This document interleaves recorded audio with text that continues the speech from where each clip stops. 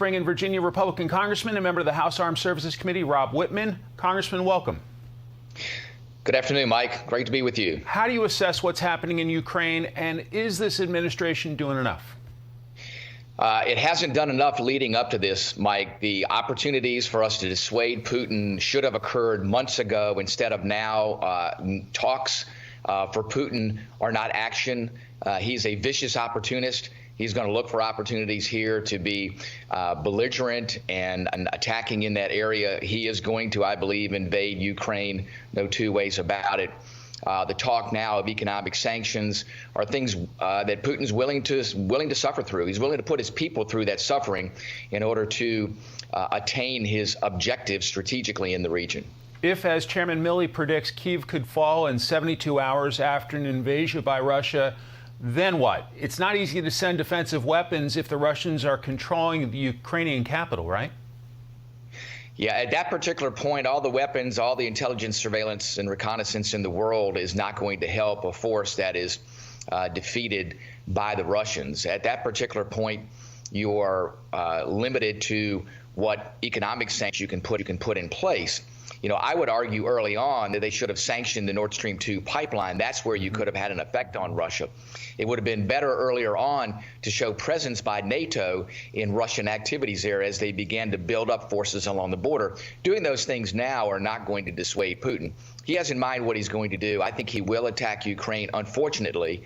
And even with the aid that we've given Ukraine, as General Milley said, it's only a matter of time with the relentless number of troops that Russia has, the military equipment that they have, not only on the Ukrainian border, but also in Belarus. You see the buildup in Belarus, which to me reinforces their intention to invade Ukraine. What are potential next steps from the House Armed Services Committee perspective, and what do you want to see in a final sanctions package to come out of Congress?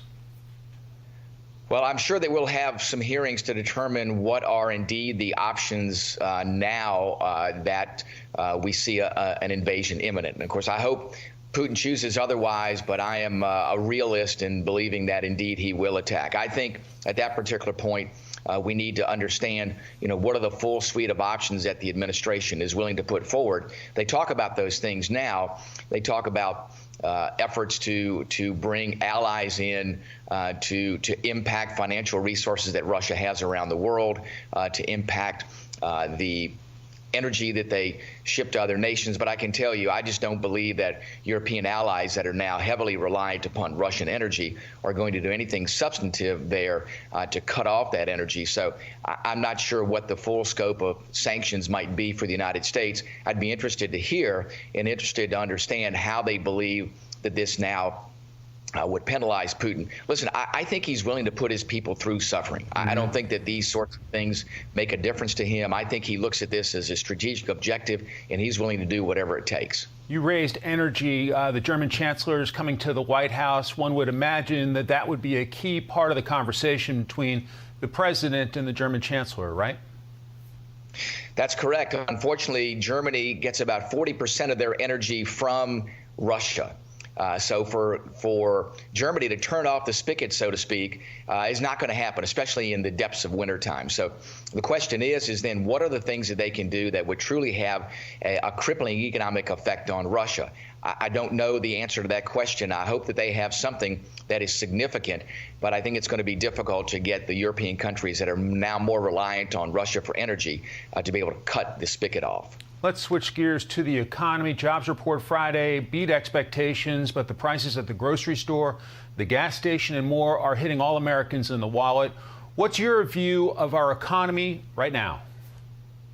Listen, our economy is still in an incredibly bad place with inflation. Listen, the jobs report is a tiny, tiny glimmer in an otherwise very dark background. The number of people that have stopped looking for work is significant. I want to see what's happening with all sectors of the economy, not just certain sectors of the economy. What's happening in all sectors? And I see still inherent weakness there. We have problems with supply chain that aren't going to correct themselves overnight. We have a massive amount of national debt. We just reached $30 trillion in debt. That has a significant impact on this economy. All those things, I think, together, Mike, are something that everyone across the nation ought to be concerned about. And I can tell you what people are feeling on a daily basis is not anything like an economic recovery. Congressman Rob Wittman of the great Commonwealth of Virginia, thank you so much for your time. Have a great day, sir. Thanks so much, Mike.